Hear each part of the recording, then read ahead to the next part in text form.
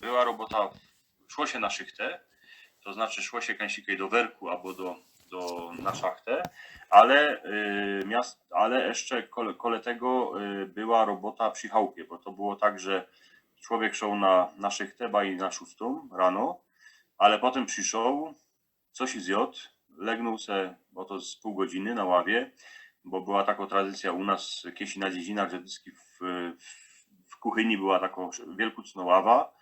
Na tej ławie się legało po jodle, jak się poobiadgało, a gor tak robili siedlocy, tacy więksi. Ale ja se wspominam, że dyski mój stażik, mój foter, wszyscy ci starzy ujcowie, oni wszyscy legowali po obiedzie.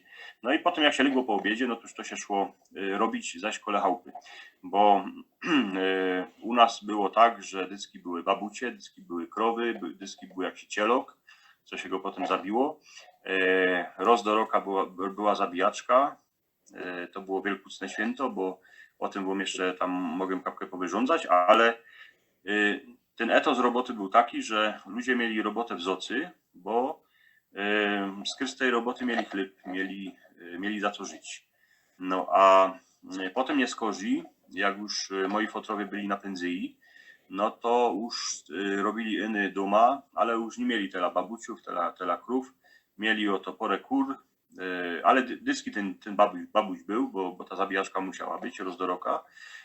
Dyski ten cielok też był, przywiązany tam kańsikej w szopce łańcuchami, a dycki na ozajst były te kury, były te kaczyce, były te trusioki, co się ich potem na mięso zabijało. Były wajca, no człowiek miał swoi, nie było tela chemii, bo wszystko się gnoiło. Tuż też ci ludzie byli, a i no ja to prawie, że oni byli z większego materiału zrobioni. No a potem jak fotrowie umrzyli, bo oni dość czasu umrzyli, no to że jak został sum na chałupie, no to że musiał sum gospodarzyć, poszedł na studia. Najpierw, że chodził do szkoły średniej do Cieszyna, do Kopernika, potem, że poszedł na Łódź studiować etnologię.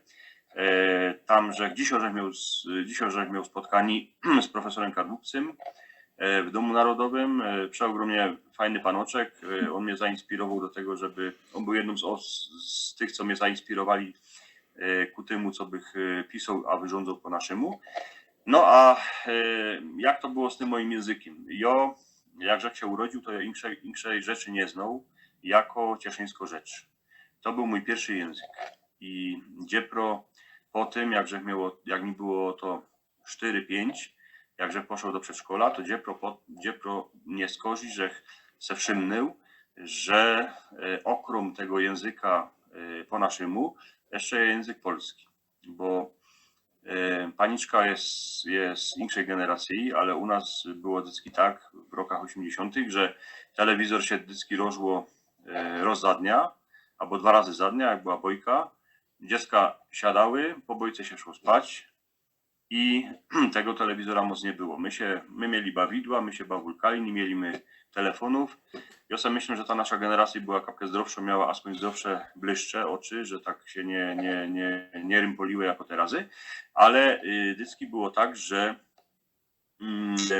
ten język, ta cieszyńska rzecz, to była pierwsza mowa, pierwszy język, co żech usłyszał, bo wszyscy dookoła rządzili po naszemu.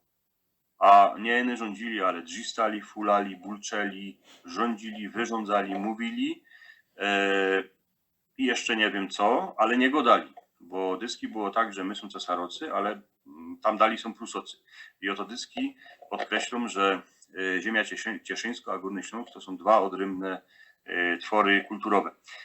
No i po tym nie skorzy dziepro, że się tego języka polskiego jakoś ich tam nauczył, ale dycki, jakże przyszedł do konsumu, jakże przyszedł kańsikę między ludzi, do becyrku, na gminę, to dycki, żech najprzód mówił po naszemu, bo tam po naszemu prawili wszyscy. No potem nie skorzy, ludzi zaczęło być gańba za cieszyńską rzecz, przestali rządzić po naszemu, choć umieli wyrządzać po naszemu, to prawili, że rządzić po naszemu to jak kapkę ostuda. No a teraz ja to odkręcam, ja prawie wyrządzajcie po naszemu, piszcie po naszemu. Jak piszę posty na Facebooku, to kupa ludzi mi odpisuje. i fajnie, bo oni by nigdy nie napisali, kiebych ją nie napisał. I to je tak, że Jorzech ich kapkę tak zmotywował ku temu, co by oni też pisali naszą cieszyńską rzeczą. A ta nasza cieszyńska rzecz to je tak na ozajst język staropolski, bo profesor Brückner stwierdził, że wszystkie gwary śląski, słowo gwara, ja tego nie umrot, tego słowa, bo gwara to mi się tak kojarzy kapkę z gołębiorzami albo z haresztantami.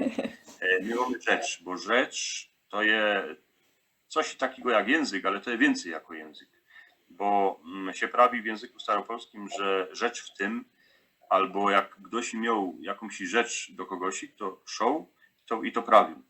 To znaczy nasza rzecz to jest nasz kod językowy, co my nim zakodowali świat. Te kody językowe są na 3 poziomach, bo wie pani, małpy też mają swój język, Tak. ale małpa pokorze, albo pani rzeknie, szympanz pani rzeknie, że banan to jest banan, a stołek to jest stołek, a flaszka to jest flaszka. Ale szympanz już nie zrobi zdania z tego. A my porazimy świat kodować, nasi stażycy, prastażycy zakodowali świat, to znaczy flaszka to jest flaszka, sztokerla to jest sztokerla, godziny to są godziny, ja nie wiem, ryczka to jest ryczka i ja wiem co to jest i mój stejizbian, albo stejizbianka też wiedzą co to jest, ale jakże zajechał, bo że miał ojca we Warszawie i my zaczęli w tramwaju wyrządzać po naszemu, to warszawiacy już nie wiedzieli, co to jest za rzecz, co to jest za język, bo my kodowali rzeczywistość. My zrobili tutaj, każdy tu stelok se zrobił swój językowy obraz świata. I ten językowy obraz świata dla mnie jest taki, że ja powiem dłaszka, a Polak powie podłoga. Ja powiem, nie wiem, oto szrajtofla, a Polak powie portfel. I my to mamy zakodowane. I teraz tak, ta cieszyńska rzecz to jest platforma naszej kultury tutaj na ziemi cieszyńskiej. Kiedy nie było tej cieszyńskiej rzeczy, nie byłoby nic. Bo dycki jest tak, że najprzód jest rzecz, najprzód jest język, a potem się ludzie komunikują. Nigdy tej naszej cieszyńskiej rzeczy się nie pisało. To gdzie proterazy przyszedł taki czas, że poru ludzi pisze cieszyńską rzeczą. Nie jo, ale jej więcej. Że jo, tak jak to dzisiaj profesorowi Kadłubcowi prawił, jo piszę jako słyszę. To znaczy robię tak, jak robiła moja starka. Moja starka, ona miała 6 klas, uczyła się za starej Polski i jak każda dziołcha na dziedzinie, no skończyła tych 6 klas, potem się wydała, no i robiła na gospodarce, miała dziecka, no taki były realia. Chłop szedł do roboty, a paniczka siedziała doma, no nie musiała siedzieć doma, no ale siedziała doma przy dzieckach w kuchyni. Teraz to jest kapka inaczej, teraz chłopi siedzą czasami w kuchni, a baba idzie do roboty, ale kiedyś to było inaczej i ona tak do końca się nigdy nie nauczyła mówić po polsku, ani pisać po polsku. Ona dyski jak to czytała, bo ona przeogromnie rada czytała Biblię, to ona dycki to czytała, tą Biblię, to była Biblia Gdańska, ona kapkę napisano takim językiem staropolskim, kapkę tam o elementu w staropolskich i ona tą Biblię czytała tak, że ona sobie te słowa przerobiała po naszemu, to znaczy ona sobie tą Biblię tłumaczyła na swój naturalny język, na tą cieszyńską rzecz i ona naprawdę jak to czytała, to wiele razy było tak, jakby coś się czytała jakąś bojkę po naszemu. I ona oglądała telewizor, posłuchała radia, czytała gazety. Mój stażyk też, bo on przeogromnie rozczytał książki roztomańte, ale dycki było tak, że jednako jak co pisała, to pisała jak słyszała i jak rządziła na każdo, czyli ona pisała po naszemu. I Jorzech naszał kiesi hańdowni, takie stare archy papieru, takie kajety od starki, no i tam ta starka pisała baji, że wiele rzech powiedziała komu pieniędzy, wiele muszę cetli jeść rano a wieczór, wiele kiejmom iść do doktora i to wszystko ona sobie pisała, ale ona sobie pisała tak, jako i to nie ona, ale ta cała generacja bo moja starka się urodziła w 1909 roku, to znaczy jeszcze za Austrię, jeszcze za Franza Józefa. Prawiło się u nas na ziemi cieszyńskiej, że nie było lepsze jako ten kult Franza Józefa jeszcze je. W Kupa Chałupach po Cieszynie jeszcze wisi obrazek Franza Józefa. Ta świadomość jeszcze żyje, że za Austrię była ta swoboda, bo ta swoboda na Ozajst była. Było piśmiennictwo, bo u nas było kupa ewangelików, oni przynieśli kancjonały, Biblię a tak dalej, ale to księstwo cieszyńskie, bo ta kapkę pływiem, ale z jednego tematu na drugi, ale to księstwo cieszyńskie, ono było taką enklawą, to było księstwo, co najdłuższy przetrwało w całej Europie. I teraz są takie ruchy i są ludzie, co chcą reaktywować. Już mamy fanę księstwa cieszyńskiego, tego orła naszego piastowskiego. I ja powiem tak, kapkę to zabrzmi głupie i Górnoślązocy by mnie na isto się ze mną wadzili, ale ja sobie myślę, że ziemia cieszyńsko to jest najbardziej polska ziemia ze wszystkich ziem, bo tutaj na ziemi cieszyńskiej, przez to, że ona była długo poza Polską, bo była z jednej strony oddzielona Górnym Śląskiem, a z drugiej strony od Czech była oddzielona Morawami, to tutaj na ziemi cieszyńskiej przetrwała Staropolszczyzna Reja a Kochanowskiego, bo Brückner właśnie stwierdził, że to jest język Reja i Kochanowskiego. Jak się podziwimy teraz do starożytnych słowników ze XVI-XVII wieku, to tam kupa wiecy je takownych, i słów je takownych, co jeszcze tutaj przetrwała. Ta cieszyńska rzecz, ona była po tym, bo tu byli Rakuszanie, szli wojocy się brali se dziołchy tustelański.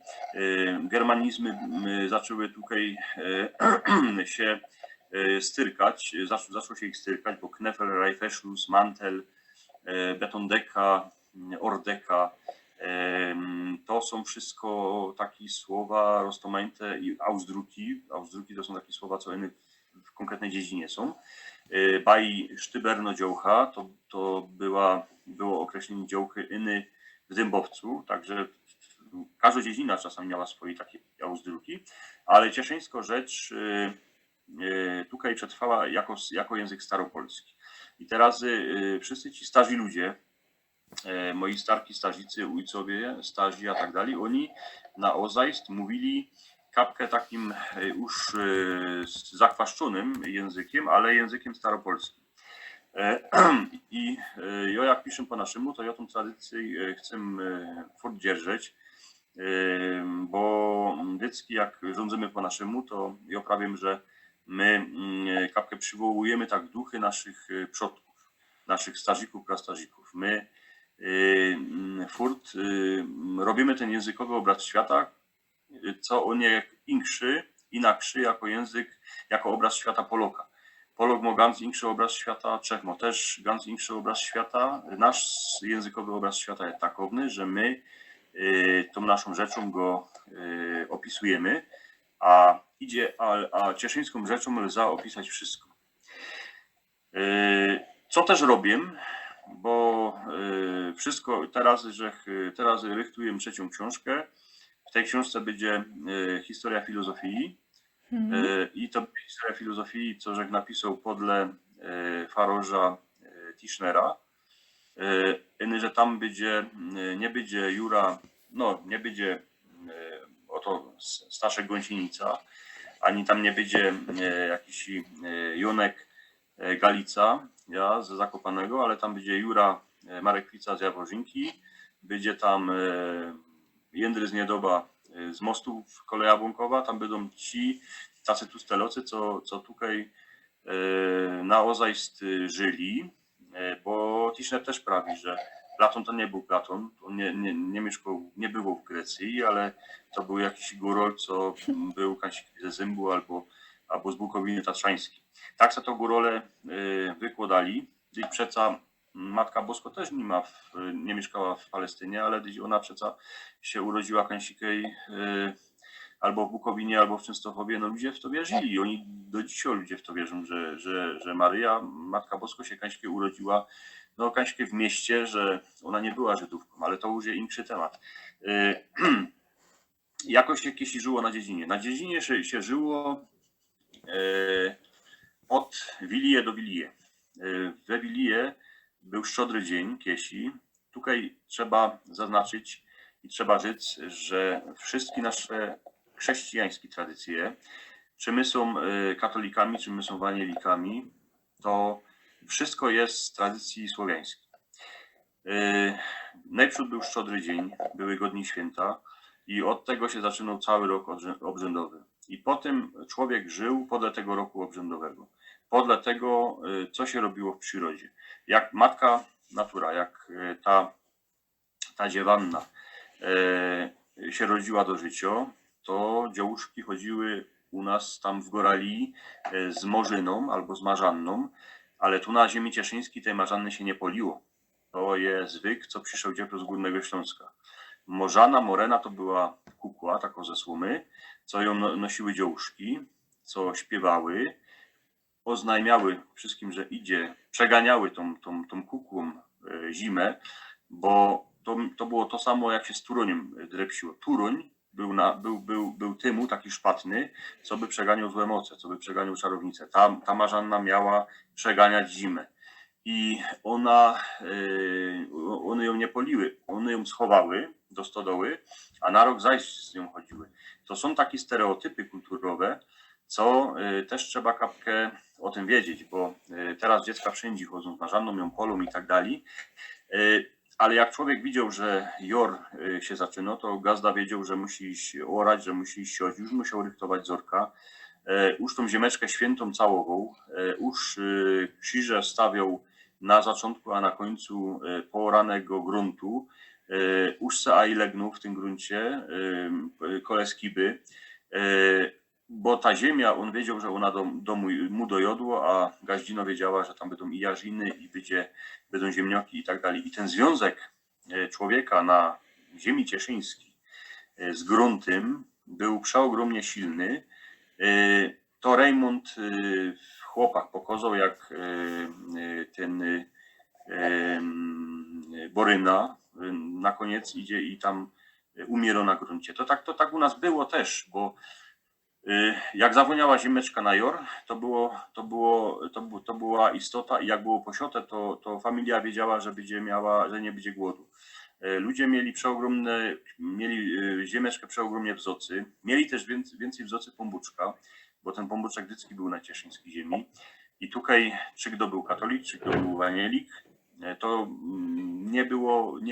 było ganz jedno, bo u nas ta wieloreligijność, wielokulturowość furdie. Ewangelicy pospołu z katolikami bywają, jak oni mają święta, to my nie robimy, jak my mamy święta, oni nie robią. Mamy się w zocy, szanujemy się, ale ten bomboczek dycki był, on kiedy nie pomboczek, to by nie było nic. Ludzie wiedzieli, ludzie w to wierzyli w tą moc sprawczą, wyższą, ale to było tak, że ten pomboczek, powiedzmy chrześcijański, to był ten sam pomboczek, co kiedyś był u Słowian. To był Perun, to był Weles. Ludzie se tego pomboczka kapkę inaczej pomianowali.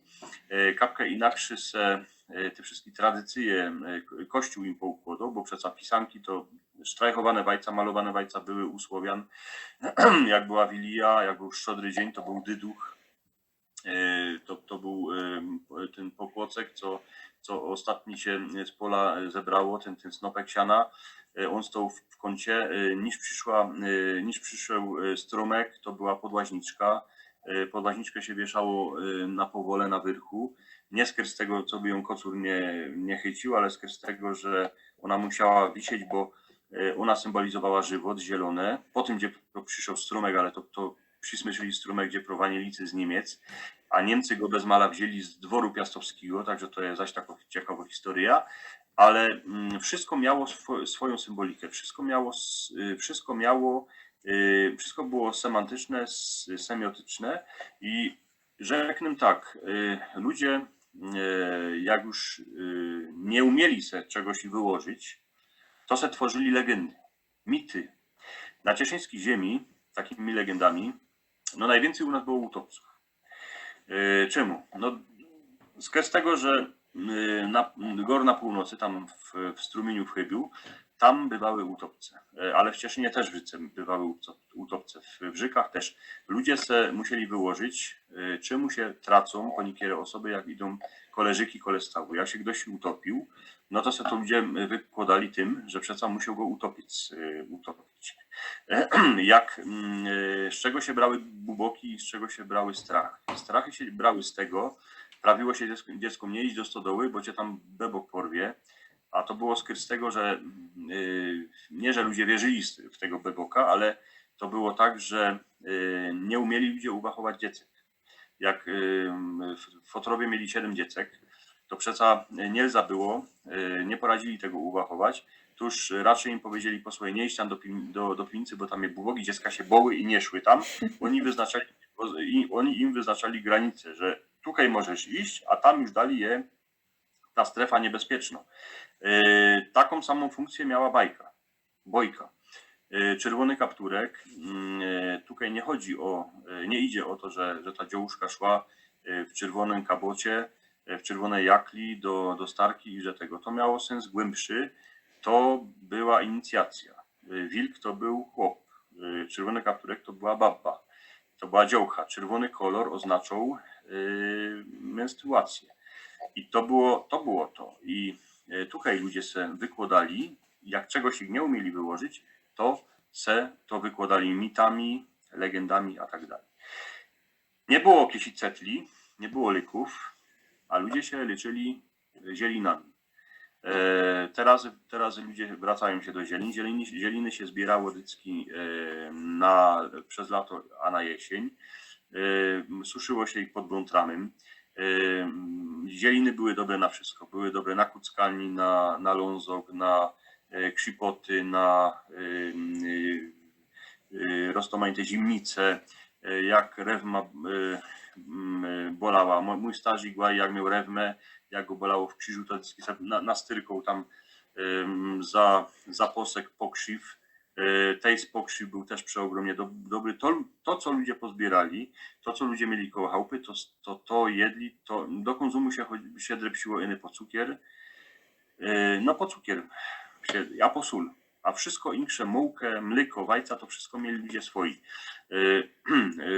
Mleko, dziecka wiedzą, że masło jest z konsumu, że śmietanka, maślanka jest z konsumu, ale ja jeszcze pamiętam, że mleko się najpierw podoiło, potem się go zloło do jakiegoś ampra, potem się go niechało stoć, zrobiła się z niego kiszka, najpierw szło pozbierać z mleka śmietankę się dawało do śmietnika, to był taki garniec,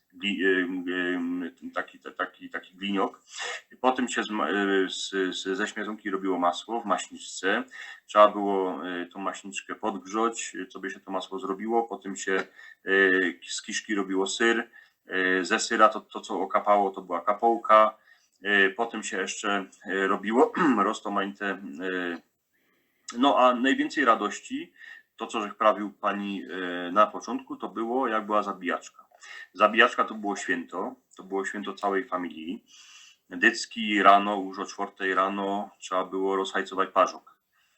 Do parzoka się wlało wody, zahajcowało się w nim. Musiał mieć gaza narychtowane drzewo, musiał być narychtowany, musiały być troki narychtowane, musiały być wasztroki narychtowane, musiało być bierco narychtowane, tam babuć wisiał, masoż przyszł, to już musiało być wszystko narychtowane.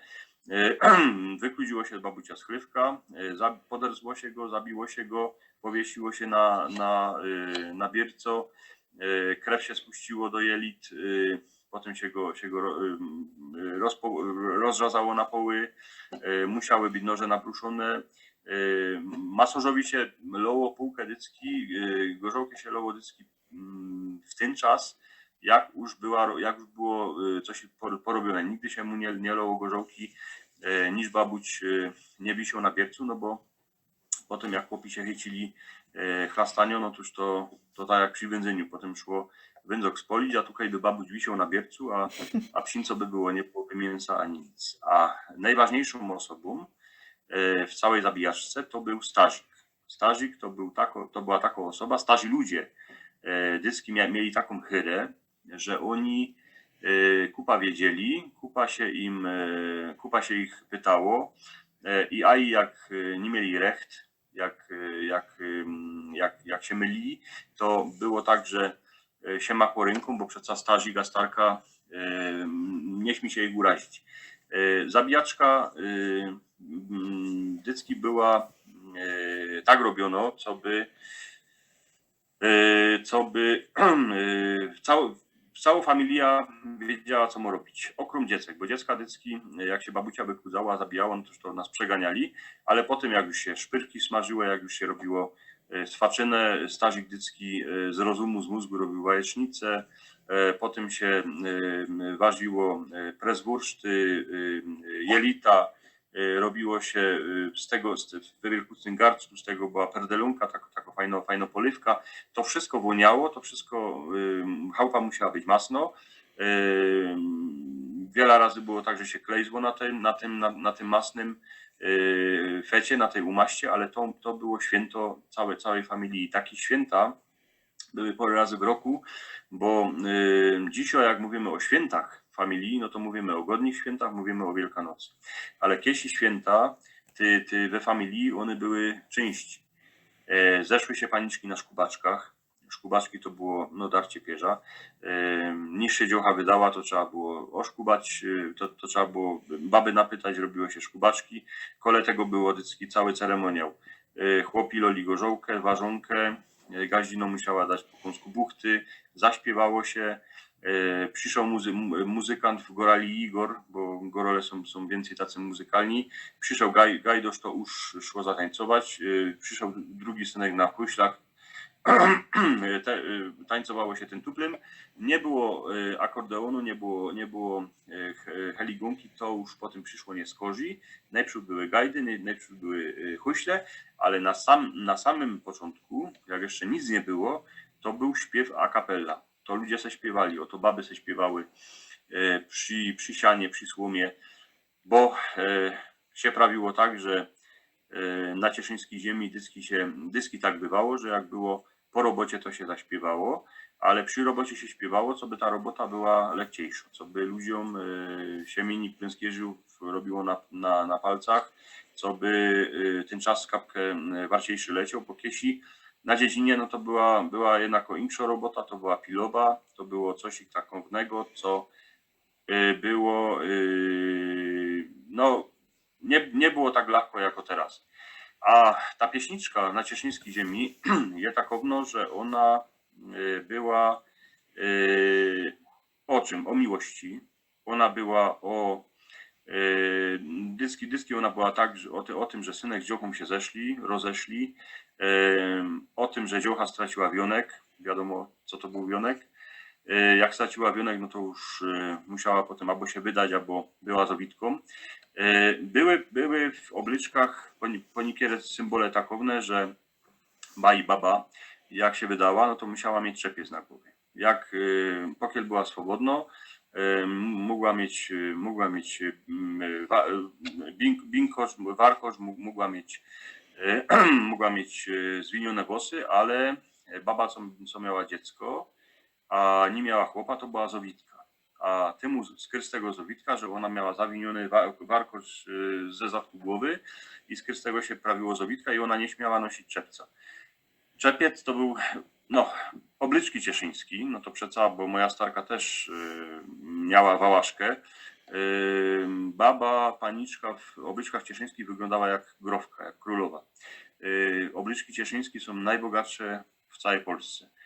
Nie ma takich drugich obliczek, paniczek, bo obliczki chłopskie są ajfachowe, ale wszystko to, co ma cieszynioczka na sobie, je w worce te razy, około 10 000 złotych.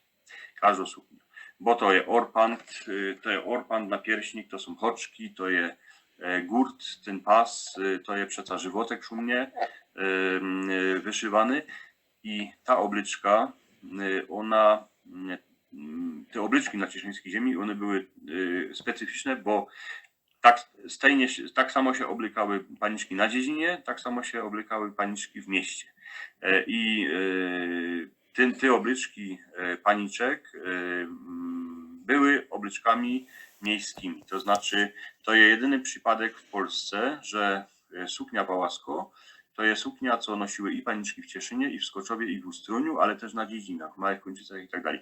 Zależało, wiele, jako paniczka miała pieniędzy, grejcarów, to miała albo pas strzybny, albo nie miała pasu, miała jedną przeposkę, ale dycki, te paniczki się chciały wyparadzić.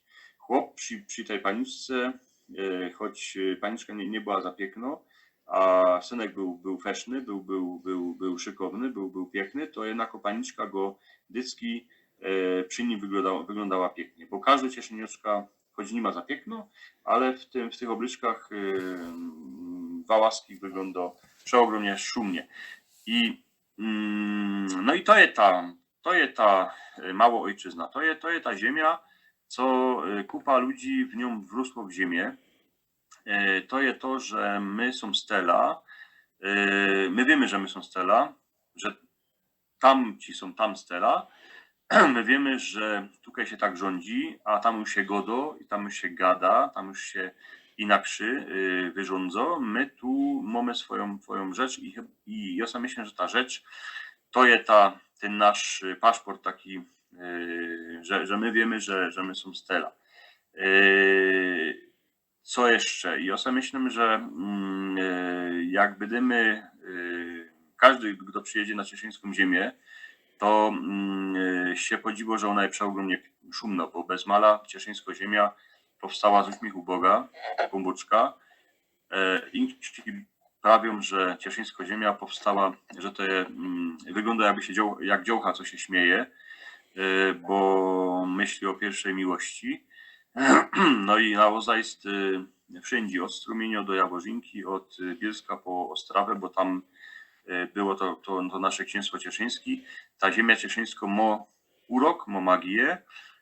Mieszkają tu ludzie, bywają tu ludzie, co mają furt Pombuczka w Zocy, co furt mają robotę w Zocy, co dla nich robota, ten etos roboty furt je, choć się nie robi rękami, realizuje się traktorami, ale furt, ten etos roboty jest zakorzeniony, że tą robotę trzeba zrobić. Musi być, są ludzie gospodarni, są ludzie porobliwi i ja sobie myślę, że a jak ludzie tu przyjdą, przylazują z Inkrzech, z Polski, tak jak bawi mój foter się wartko nauczył i cieszyńskich rzeczy, i tych zwykłów, i tych tradycji. Moja starka go miała przeogromnie rada, tuż, bo on był robotny, tuż on już potem tutaj był traktowany jak swój, on już nie był cudzy, ale to pojęcie włośne, a cudzy tu na ziemi cieszyńskiej do dzisiaj jest i cudzi ludzie jak przyjdą, no to wszyscy wiedzą, to on jest cudzy. To jest to pojęcie swój obcy w kulturze. I ja sobie myślę, że to jest kapka taka samoobrona, że my chcemy bronić tych naszych tradycji. Gor, że teraz na Górnym Śląsku jest taka tendencja, co by zrobić język śląski. To się komuś, to są takie, ja sobie myślę, kapkę separatystyczne tendencje. Języka śląskiego nie da zrobić. Na Śląsku jest 400 rozmaitych odmian śląszczyzny. I teraz jako zrobić ten język śląski? Zrobić Esperanto? Nie. To ja sobie myślę, że to nie idzie zrobić. Na samej ziemi cieszyńskiej jest aspoň, co ja wiem, to są 4 rozmaite odmiany tej naszej cieszyńskiej rzeczy, bo jest odmiana ta jaworzyńsko i sterniańsko-koniakowsko, jest odmiana wiślańsko, bo Wisła ma swój język, tam się rządzi ganz inakszy, bo to jest dziedzina, miasto, co ją założyli Wanielicy, co uciekali przed podatkami. Potem jest ta rzecz nasza, co ją nią wyrządzą, to znaczy od Ustroniu, Okańsika i tam pozy Brzydowice po Strumień. I potem jeszcze je po drugiej stronie, aspoň 2 na zachodnim brzegu, na Zaolziu, to jest ta Jabłonkowsko, to jest to siakalanie, to szczekanie, a potem je jeszcze od czeskiego Cieszyna, czy od Trzcinca aż po Bogumin, no to już jest zaś inksza rzecz. Nie za zrobić języka, nie za zrobić jednego szlabikorza. Jożek zrobił szlabikorz naszej cieszyńskiej rzeczy, ale to jest szlabikorz, co on je obejmuje jakąś małą część tej cieszyńskiej ziemi. jak zrobimy język śląski, jak zrobimy szlabikosz, to jednym parazolem przykryjemy cały ten rejon, kaj się wyrządza rozmaitymi odmianami śląszczyzny. Każdy niech se swoją rzecz mowzocy, niech se pielęgnuje, a kiedy ludzie pielęgnowali te swoje lokalne mowy, rzeczy, języki, baj ci, co w Opolu, w Toszku, niech se mają wzocy swoi, ci w Katowicach, w Gliwicach swoi, ci oto w Pszczynie swoi, bo tam są rozmaite te odmiany. Nie wadzić się, nie robić jakiegoś wspólnego języka, nie robić alfabetu, co go nie zapoczytać, pisać jako słyszymy i to jest taka moja dobra rada do tych wszystkich, co chcą pisać po naszemu. Ja sobie myślę, że to, co że chciał żyć, że grzyk, co jeszcze mogę to, no, mogę jeszcze żyć cela, że dziecki jak się ludzie zeszli, to no, kiedyś było tak, że ludzie chcieli się znieść. Dzisiaj jest tak, że co by się znieść, no to musimy albo zadzwonić, albo napisać, albo to kiedyś nie było tak. Kiedyś było tak, że jak na nawszczywę przyszli staro ciotka, bo na starych ludzi się prawiło nie ty ciotko, ale wy ciotko, wykało się, bo to jest tak, że mówiło się przez wy i do dzisiaj tak, że jak chcemy szacunek, jakąś chyrę ukazać starszym ludziom, to się im mówi wy ciotko, wy mamo, wy starziku i to jest przejaw takiego największego szacunku. Jak stara ciotka ku nam przyszła na nawszczywę, bo ona bywała za lasem, to nie było tak, że ona dzwoniła, posłuchajcie, są żeście w chałupie albo co. Nie, ona przyszła, ona se siadła, ona se dała krzywa go to krykę ku piecu, ona zaczęła wyrządzać, zrobiło się jej tej, zrobiło się jej kawę, dało się jej kąsek bukty, trzeba było przeogromnie dawać pozór, co by ją nie urazić, bo ona była przeogromnie obraźliwo, bo starych ludzi się miało w zocy, kiesi, a potem ona se zajszła spadki ku chałupie. Wiele razy było tak, że my ją odkluzali, ale te nawszczywy, ludzie chodzili po chałupach. No teraz nie chodzimy po chałupach, bo co? Bo ludzie się boją, że jest wirus, że jest to, że jest tamto, nie nawszczywiają się, bo prawią, że nie śmi się nawszczywiać, bo oto, ja nie wiem, nie ma czasu na nic, a tak dalej. Kiedyś tego nie było. Ludzie nie mieli tych wszystkich mediów, jakie mają teraz. Ludzie inaczej żyli, bo wiedzieli, że jedni ku drugim muszą iść, bo było coś takiego jak pobaba, że se ludzie pomagali. Jak były kopoczki, to szli ludzie z wszystkich chałup na Podlesiu zbierać ziemnioki. Potem się to odrobiało. Nie było czegoś takiego, że robiło się za grejcary. Ja ci coś zrobię, ty mi potem to odrobisz.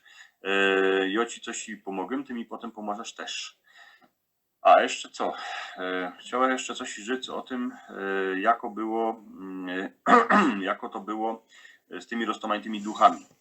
Bo w świecie, no, Tustalocy na ziemi cieszyńskiej dzielili świat na dwie strefy.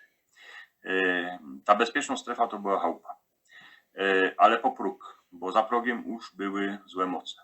Progu, jak się szło przez próg, to jak się umrzyka wynoszało z truby do dzicia, trzeba zaklupać na próg. Jak synek przyszedł z wojny, całował próg. Pod progiem się zakopowało roztomańte wieca. To była strefa magiczna. Strefa bezpieczna to była chałupa. Progi się robiło, dwierze do starych chałup się robiło dyski tak, co by jak człowiek wlazował do chałupy, co by się ukłonił. Ukłonił się tym wszystkim dobrym duchom, bo były dobre duchy też w chałupie, ale tych złych duchów było kupa, było więcej. Były połednice, co one dusiły w połednie, były nocnice, co one dusiły w nocy.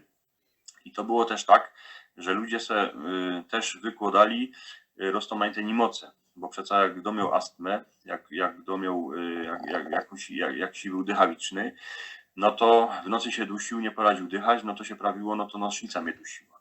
w południe, jak był hyc, jak był gorąc, było 400 stopni, chłopi szli siec trowę albo siec obili, no toż to na słonku do dzisiaj jak się je, to człowiek może albo zemdleć, albo się mu zacznie coś takiego robić. Ludzie to wykładali, że na ozaj mnie dusiła połednica, a jeszcze mnie obejść cała. To było tak, że ludzie sobie wykładali diobły, były roztomańte czarownice, była Baba Jaga, ale była też wiedźma. Ale wiedźmy to były baby, co miały wiedzę. I wiedźmy to były paniczki, co dziś o wiedźma, no to ma takie negatywne zabarwienie jakieś. I wiedźmy to były takie szeptuchy, jak szeptuchy na Podlasiu. To były baby, co miały wiedzę. To były zieleniorki, to były baby, co chodziły, akuszerki, babicule się u nas prawiło. Nie było, ale Baba Jaga, a czarownica była, one były, ale co by przegnać czarownicę, to stykło smiatok albo mietłę postawić tym włosiem, czy tym gałązkami do wyrku, a już to odstraszało czarownicę. Bo jeszcze było tak, że jak się dziecię urodziło, to mógł diabeł przyjść, a do kolibki wciepać podciepa. A podciep to było takie dziecię, co dziecię diabła. On potem eny żrął, eny ryczał, nie chciał posłuchać fotrów. Z którego się prawiło, że jak jakieś dziecię było przeciwne, to na ozaj zje podcep. To jest taki pierun, co go podciepał diabeł, ale przed tym się szło uchronić, stykło zrobić dwie wiece. Albo dać sikierkę pod kolibkę, albo jak się niechało dzieciom w izbie, puścić do izby kokota.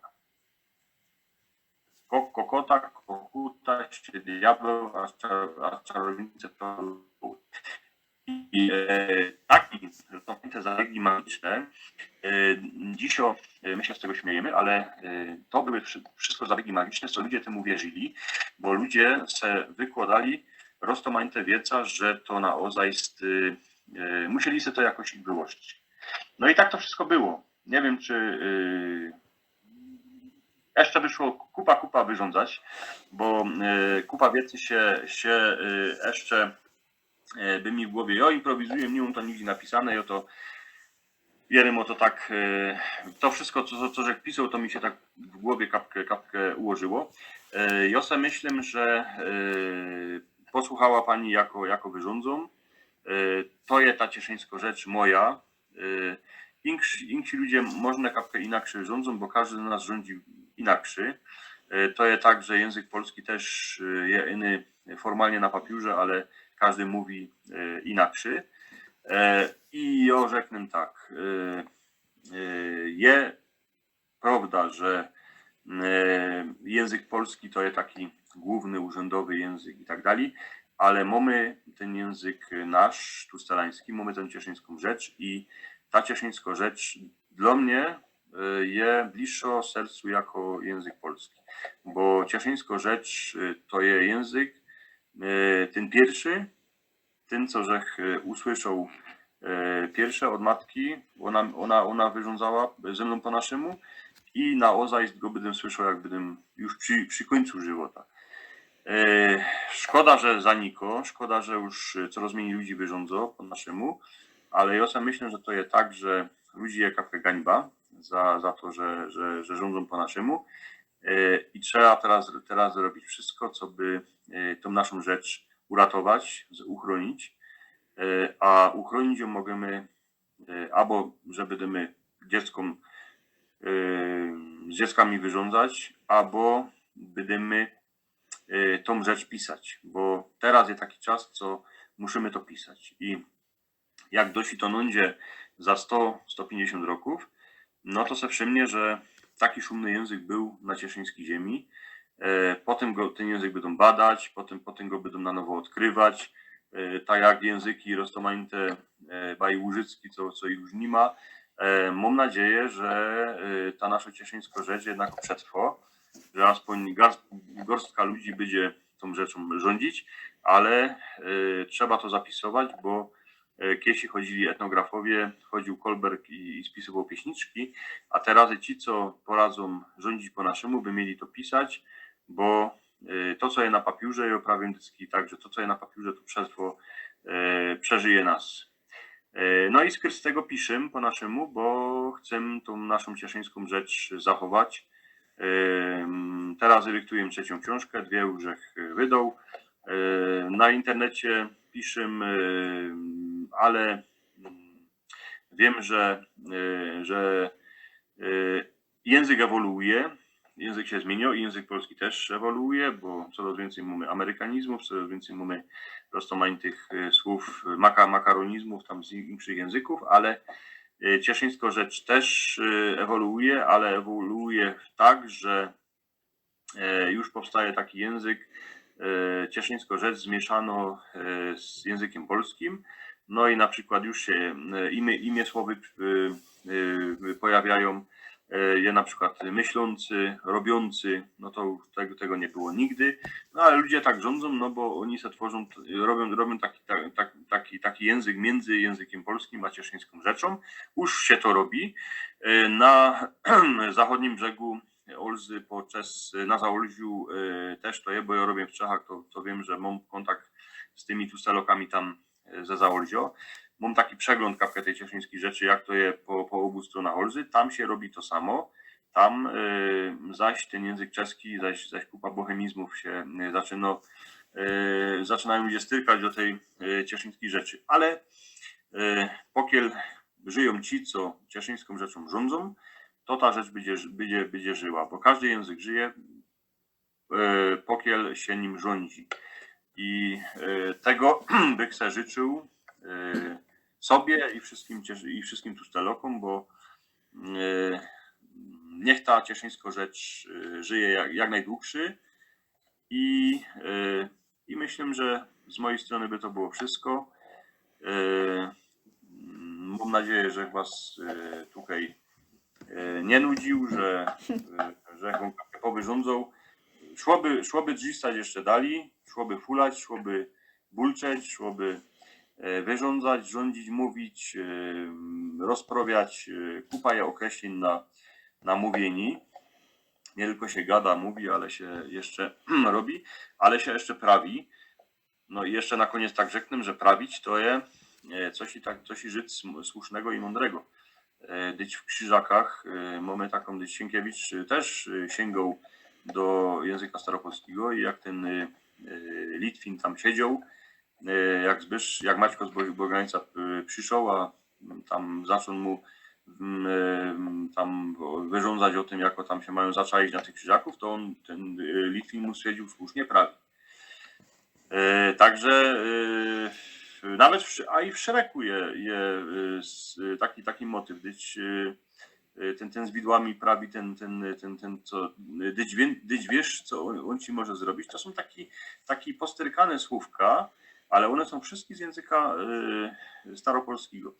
I ten język staropolski, on furt żyje. Kapkę jest zachwaszczony, kapkę tam już jest posterkane roztomane słowa z innych języków, ale ten język staropolski, on żyje u nas na cieszyńskiej ziemi.